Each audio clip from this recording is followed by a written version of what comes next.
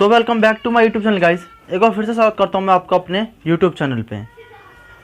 तो कल की वीडियो में मैंने आपको बहमनी साम्राज्य के बारे में विस्तार पूर्वक जानकारी दी थी और इस वाली वीडियो में आपको सूफी आंदोलन, ठीक है, आप कह सकते हो सूफी संत, जितने भी सूफी संत हुए उनके बारे में आज मैं आपको डिटेल से जानकारी दूंगा, ठीक है।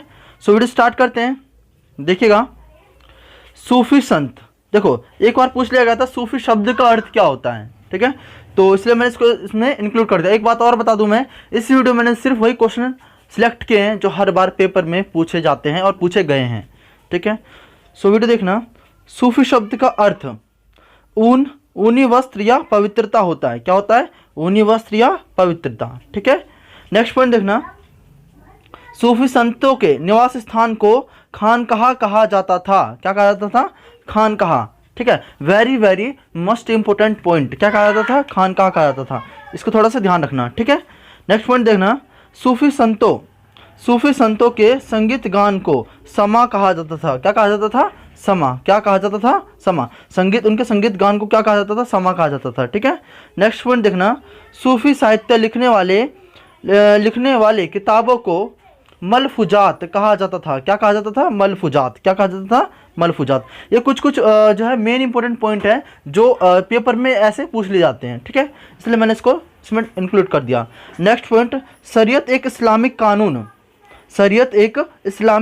है, कानून किताब है। जो ये थोड़ा सा ऐसे आपसे क्वेश्चन पूछ जाएगा कि इस्लामिक कानून किताब कौन सी है, तो कौन सी है? शरीयत, ठीक है। या फिर ऐसे पूछ लिया जाएगा कि शरीयत कौन से कानून किताब है, तो इस्लामिक कानून की, ठीक है। क्वेश्चन आपसे कैसे भी किसी प्रकार से घुमा के आपसे पूछा जा सकता है, ठीक है।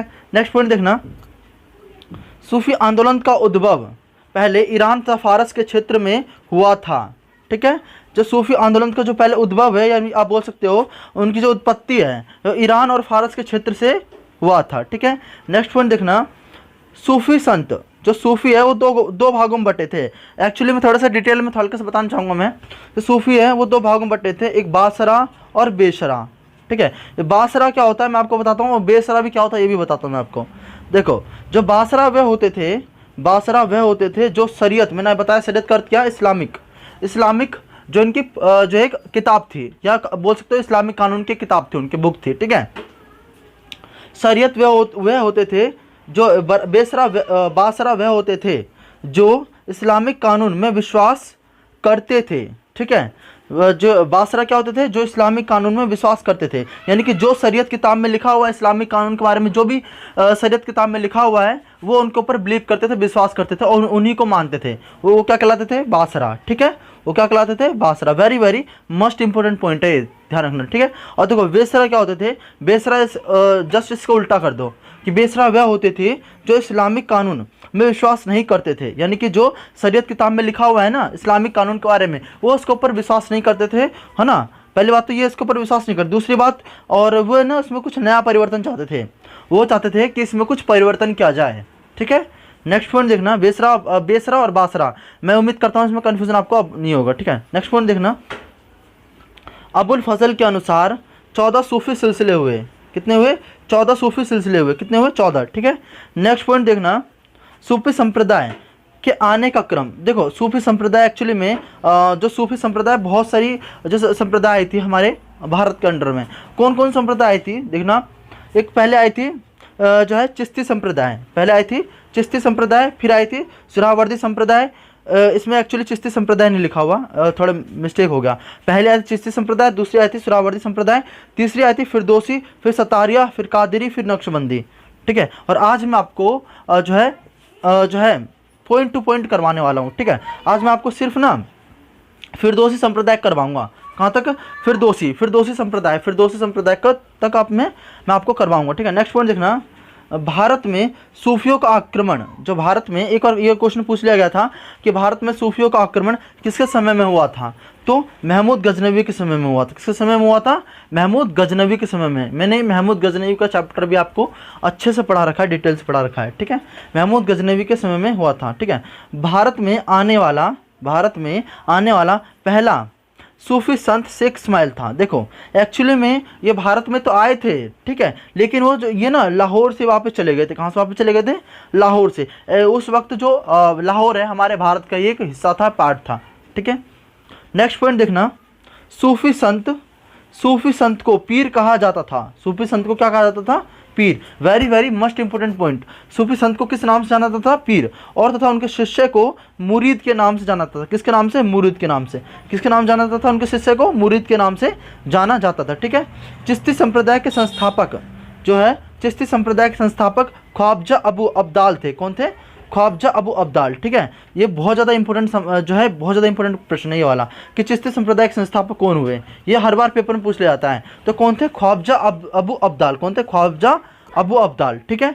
नेक्स्ट पॉइंट देखना, जिन्होंने ईरान और फारस में इस धर्म की स्थापना की थी। किस धर्म की? तो चिश्ती संप्रदाय की स्थापना करी थी ईरान और फारस कंट्री में, ठीक है। नेक्स्ट पॉइंट देखना, चिश्ती धर्म की शुरुआत तो वैसे भारत में ख्वाजा मोइनुद्दीन चिश्ती ने की थी। किसने? देखो एक क्वेश्चन ऐसा बनेगा कि चिश्ती संप्रदाय के गुरु कौन थे, या फिर चिश्ती संप्रदाय की स्थापना किसने करी थी। एक क्वेश्चन वो बन जाएगा, ठीक है। और एक क्वेश्चन दूसरा बनेगा कि चिश्ती संप्रदाय भारत में किसने स्थापना करी थी, ठीक है। चिश्ती संप्रदाय की शुरुआत या फिर स्थापना भारत में किसने करी थी। ये दो क्वेश्चन अलग अलग बन गए, ठीक है। तो भारत में किसने करी थी? ख्वाजा मोइनुद्दीन चिश्ती ने। किसने करी थी? ख्वाजा मोइनुद्दीन चिश्ती ने, ठीक है। अभी मैंने आपको ऊपर बताया जो चिश्ती संप्रदाय के संस्थापक वैसे कौन थे, जिन्होंने ईरान और फारस कंट्री में अपने जो चिश्ती संप्रदाय की स्थापना करी थी, कौन थे? अबू अब्दाल। कौन थे? अबू अब्दाल। कौन थे? अबू अब्दाल। और जिन्होंने हमारे भारत में चिश्ती संप्रदाय की स्थापना करी वो कौन थे? ख्वाजा मोइनुद्दीन चिश्ती। कौन थे? ख्वाजा मोइनुद्दीन चिश्ती, जैसा कि आपको यहाँ पे दिख रहा होगा। नेक्स्ट पॉइंट देखना, ख्वाजा मोइनुद्दीन चिश्ती भारत में 1192 ईस्वी में मोहम्मद गोरी के साथ भारत आए थे। एक्चुअली मैंने 1192 में मैंने बताया था जो जिसमें तराइन का युद्ध हुआ था, जो पृथ्वीराज चौहान और मोहम्मद गोरी के बीच में, इसमें मोहम्मद गोरी विजय हो गया था, ठीक है। और जो उस मोहम्मद गोरी के साथ ही 1192 में ख्वाजा मोइनुद्दीन चिश्ती भारत आए थे। ये वाले ख्वाजा मोइनुद्दीन चिश्ती भारत आए थे और इन्होंने भारत आकर चिश्ती धर्म की स्थापना करी थी, ठीक है। नेक्स्ट पॉइंट देखना, ख्वाजा मोइनुद्दीन चिश्ती भारत आने के बाद अपना पहला खानकाह मैंने आपको ऊपर बताया था कि सूफी संतों का निवास स्थान, मैंने इसमें भी नोट कर दिया जो ब्रैकेट में, सूफी संतों का निवास स्थान, ठीक है। खानका क्या होता है? सूफी संत जहाँ पे रहते थे उनको खानकाह के नाम से जाना था। तो जो है जब ख्वाजा मोइनुद्दीन चिश्ती जब मोहम्मद गोरी के साथ 1192 ईस्वी में भारत आए थे तो उन्होंने अपना खानका यानी रहने का जो स्थान है कहाँ बनाया था? अजमेर में। कहाँ स्थापित करा था? अजमेर में स्थापित करा था। Very very must important question, बहुत ज़्यादा इंपॉर्टेंट क्वेश्चन ये भी है, ठीक है, ध्यान रखना। नेक्स्ट पॉइंट देखो, नेक्स्ट पॉइंट, ख्वाजा मोइनुद्दीन चिश्ती के दो शिष्य प्रमुख थे। अब देखो ख्वाजा मोइनुद्दीन चिश्ती के शिष्य तो वैसे बहुत हुए, लेकिन इनके जो दो शिष्य इनके बारे में हर बार क्वेश्चन बनता है, ठीक है, पेपर में। तो ख्वाजा मोइनुद्दीन चिश्ती के दो शिष्य बहुत ज़्यादा प्रमुख थे। कौन कौन थे? पहले थे शेख हमीमुद्दीन नागौरी। कौन थे? Sheikh Hamimuddin Nagauri. Very very must important question, Sheikh Hamimuddin Nagauri थे। और दूसरे थे आपके कुतुबुद्दीन बख्तियार काकी। कौन थे? कुतुबुद्दीन बख्तियार काकी। मैंने आपको कुतुबुद्दीन बख्तियार काकी के बारे में बताया था, मैंने आपको पहले जब मैंने कुतुबुद्दीन ऐबक का चैप्टर पढ़ाया था, मैंने आपको बताया था कुतुबुद्दीन ऐबक ने कुतुब मीनार की नींव ये कुतुबुद्दीन बख्तियार काकी के नाम पर ही रखी थी। ये इसके गुरु जो कुतुबुद्दीन ऐबक थे वो कुतुबुद्दीन बख्तियार काकी को अपना गुरु मानते थे। कौन मानते थे गुरु? कुतुबुद्दीन ऐबक। और इन्हीं के नाम पर ही, अपने गुरु के नाम पर ही कुतुब मीनार की नींव रखी थी दिल्ली में। किसने? कुतुबुद्दीन ने, ठीक है, कंफ्यूज नहीं होना बिल्कुल भी। नेक्स्ट पॉइंट देखना, कुतुबुद्दीन बख्तियार काकी इल्तुतमिश के समय भारत आए थे। Very very most important question, ये क्वेश्चन पूछा गया है। जो है कुतुबुद्दीन बख्तियार काकी किसके समय में भारत आए थे? तो किसके समय भारत आए थे? इल्तुतमिश के, ठीक है, इल्तुतमिश के शासनकाल में भारत आए थे, ठीक है। नेक्स्ट पॉइंट देखना, तथा मैंने लिख रखा है यहाँ पे, तथा कुतुबुद्दीन ऐबक ने, मैंने यहाँ पे नोट कर रखा है इस पॉइंट को, तथा कुतुबुद्दीन ऐबक ने कुतुब मीनार की नींव जो है कुतुबुद्दीन बख्तियार काकी के नाम पर ही रखी थी। इस पॉइंट को मैंने नोट कर दिया। जो है कुतुबुद्दीन बख्तियार काकी के नाम पर ही कुतुबुद्दीन ऐबक ने जो है कुतुब मीनार की नींव रखी थी। नेक्स्ट पॉइंट देखना, कुतुबुद्दीन बख्तियार काकी के शिष्य, जो कुतुबुद्दीन बख्तियार काकी के शिष्य कौन हुए? बाबा फरीद। कौन हुए? Baba Farid. Very very most important question, एक बार क्वेश्चन पूछ लिया गया था, बाबा फरीद किसके शिष्य थे? ठीक है, तो कुतुबुद्दीन बख्तियार काकी के शिष्य थे। किसके शिष्य थे? कुतुबुद्दीन बख्तियार काकी। ठीक है, नेक्स्ट पॉइंट देखना, अर्जुन, जो अर्जुन देव थे, मैंने अभी आपको सिख धर्म नहीं पढ़ाया है। नेक्स्ट जब मैं कभी सिख धर्म पढ़ाऊंगा तो मैं आपको बताऊंगा, ठीक है, सिख धर्म में भी मैं आपको डिटेल से पढ़ाने वाला हूँ। ठीक है, देखो अर्जुन, जो अर्जुन देव थे पांचवें गुरु, ठीक है, पांचवें गुरु अर्जुन देव थे, सिखों के पांचवें गुरु अर्जुन देव थे। ठीक है, तो द्वारा लिखी गई एक पुस्तक थी जो Guru Granth Sahib. Very very must important question, ये पूछ लिया गया था क्या जाता है, और हर बार पूछ लिया भी गया है पिछली बार। ठीक है, कि जो है गुरु ग्रंथ साहिब किसके द्वारा लिखा गया है, या फिर ऐसे पूछ लिया गया गुरु ग्रंथ साहिब कौन से गुरु के द्वारा लिखा गया, कौन से नंबर गुरु के द्वारा, 5वें नंबर, 6ठे नंबर, आपको ऐसा ऑप्शन में दे दिया जाएगा। ठीक है, और कौन से गुरु का नाम भी पूछ लेगा, तो कौन थे? अर्जुन देव। कौन थे? अर्जुन देव। ठीक है, और जब उन्होंने गुरु ग्रंथ साहिब लिखा अर्जुन देव ने, तो इसमें बाबा फरीद का वर्णन किया गया है। किसका? बाबा फरीद का। ये क्वेश्चन पूछ लिया गया है कि जो पांचवें गुरु अर्जुन देव के द्वारा लिखा गया गुरु ग्रंथ साहिब में किसका वर्णन मिलता है, तो बाबा फरीद, आपको ऑप्शन मिल जाएगा बाबा फरीद। ठीक है, नेक्स्ट पॉइंट देखना, बाबा फरीद बलबन के दामाद थे। बाबा फरीद किसके दामाद थे? बलबन के। ठीक है, मेन पॉइंट है, ध्यान रखना। नेक्स्ट पॉइंट देखना, चिश्ती वंश के सबसे लोकप्रिय जो निजामुद्दीन औलिया हुए। Very very must important question. यहाँ से क्वेश्चन इतने सारे बनते हैं, कुछ कहने की बात नहीं है। ठीक है, यहाँ से जो है अगर आप बहुत सारे बच्चे जो सूफी आंदोलन को पढ़ने में घबराते हैं, कहते हैं याद नहीं होता, इसमें याद करने वाली कुछ बात ही नहीं है, बिल्कुल आसान पॉइंट है, बिल्कुल अगर पॉइंट टू पॉइंट पढ़ते जाओगे आपको आसानी से याद हो जाएगा। ठीक है, तो चिश्ती वंश सबसे लोकप्रिय शासक कौन हुए? निजामुद्दीन औलिया। देखो निजामुद्दीन औलिया एक्चुअली में ऐसे शासक थे जो जितने भी वहाँ पे राजा हुए उनके दरबार में वो नहीं जाते थे। मतलब उनका कहना था कि अगर उनको काम है तो वो आए हमारे पास, हम क्यों जाएंगे इनके पास। ठीक है, तो निजामुद्दीन औलिया एक ऐसे शासक हुए जो राजा के दरबार में नहीं गए थे। ठीक है, देखो नेक्स्ट पॉइंट देखना, निजामुद्दीन औलिया का खानका मैंने आपको पहले वाले में बताया था, जो बैठने का स्थान, सूफी संतों को बैठने के स्थान को खानका कहते थे। ठीक है, निजामुद्दीन औलिया का खानका दिल्ली में था। कहाँ था? दिल्ली में। एक बार पूछ लिया गया था पेपर में, निजामुद्दीन औलिया खानका कहाँ था, तो दिल्ली में था। ये ध्यान रखना थोड़ा सा पॉइंट, छोटे पॉइंट को एग्जामिनर कवर कर देता है, उनको पता रहता है कि बच्चे इस पॉइंट को भूल जाएंगे। ठीक है, थोड़ा सा इसको ध्यान रखना। नेक्स्ट पॉइंट देखना, निजामुद्दीन औलिया ने दिल्ली में 7 राजा को राज्य करते हुए देखा था। Very very most important question, कि ऐसे क्वेश्चन पूछ जाएगा, निजामुद्दीन औलिया ने कितने राजा को दिल्ली में राज करते हुए देखा था, तो 7 राजा को। या फिर ऐसे पूछ जाएगा किस सूफी संत ने दिल्ली में 7 राजा को राज्य करते हुए देखा था, तो निजामुद्दीन औलिया ने। आपसे क्वेश्चन किसी भी टाइप से घुमा के पूछा जा सकता है। ठीक है, नेक्स्ट क्वेश्चन देखो, वेरी वेरी मोस्ट इंपोर्टेंट, ये क्वेश्चन तो पूछा गया है ये वाला। ठीक है, दिल्ली अभी दूर है, यह वाक्य गयासुद्दीन ने निजामुद्दीन औलिया से कहा था। Very very most important question. आपसे क्वेश्चन ऐसे पूछ जाता है, जो है अगर आपके पास लूसेंट की जो ऑप्शनल बुक हो तो आप उसे उठा के देख लेना, ये क्वेश्चन आ चुका है। ठीक है, कि दिल्ली अभी दूर है, यह वाक्य गयासुद्दीन ने कही थी। किससे कही थी? निजामुद्दीन औलिया से। किससे कही थी? निजामुद्दीन औलिया से कही थी। ठीक है, नेक्स्ट पॉइंट देखना, निजामुद्दीन औलिया ने अलाउद्दीन खिलजी और जलालुद्दीन खिलजी से मिलने से मना कर दिया था। एक्चुअली में देखो मना कर दिया था। एक्चुअली मैंने अभी आपको बताया कि जो निजामुद्दीन औलिया जो है किसी भी राज दरबार में नहीं जाना चाहते थे, अब जाते ही नहीं थे, आप बोल सकते हो। ठीक है, उन्हें जाना बिल्कुल पसंद नहीं था। ठीक है, निजामुद्दीन औलिया इन्होंने इसलिए जो है अलाउद्दीन खिलजी और जलालुद्दीन खिलजी के दरबार में जाने से मना कर दिया था। उन्होंने साफ मना कर दिया कि मैं तुम्हारे दरबार में नहीं आऊँगा। ठीक है, नेक्स्ट पॉइंट देखना, निजामुद्दीन औलिया के शिष्य जो निजामुद्दीन औलिया के शिष्य हुए वो कौन हुए? अमीर खुसरो और अमीर हसन। ये वही अमीर खुसरो है जो मैंने आपको बताया था, जिन्होंने सितार और तबले का आविष्कार किया था। ठीक है, सितार और तबले का आविष्कारक अमीर खुसरो।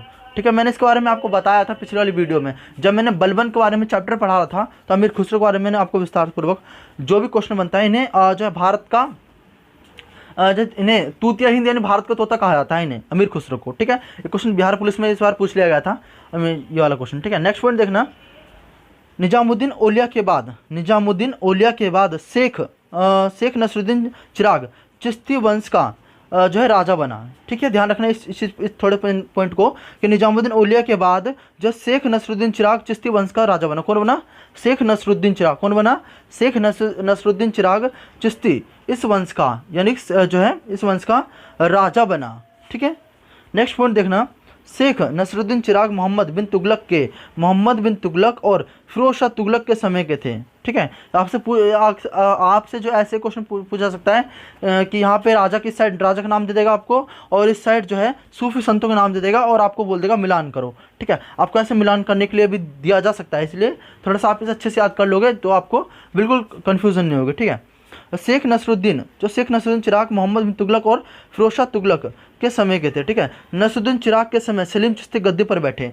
जो नसरुद्दीन चिराग के समय सलीम चिश्ती जो है गद्दी पर बैठे नसरुद्दीन चिराग के बाद। ठीक है, नेक्स्ट पॉइंट देखना, सलीम चिश्ती ने अपना खानकाहा फतेहपुर सीकरी में स्थापित किया था। ठीक है, ये वही सलीम चिश्ती है जो अकबर के समकालीन थे, और अकबर ने इन्हीं के नाम पर, सलीम चिश्ती के नाम पर ही अपने बेटे का नाम रखा था सलीम। तो आपको पता होगा अकबर का बेटा आगे चल के जो जहांगीर, उनका बचपन नाम सलीम था। ठीक है, तो आपको उसके बारे में विस्तार पूर्वक पढ़ाऊंगा, लेकिन अभी जब वीडियो हो जाएगी जब पढ़ाऊंगा। ठीक है, नेक्स्ट पॉइंट देखना, जो है फतेहपुर सीकरी में इन्होंने अपना स्थान स्थापित किया था। आप बोल सकते हो जहाँ पे वो रहते थे। ठीक है, खानकाहा जिसे बोलते हैं। ठीक है, वो है अकबर के समकालीन थे। कौन? सलीम चिश्ती।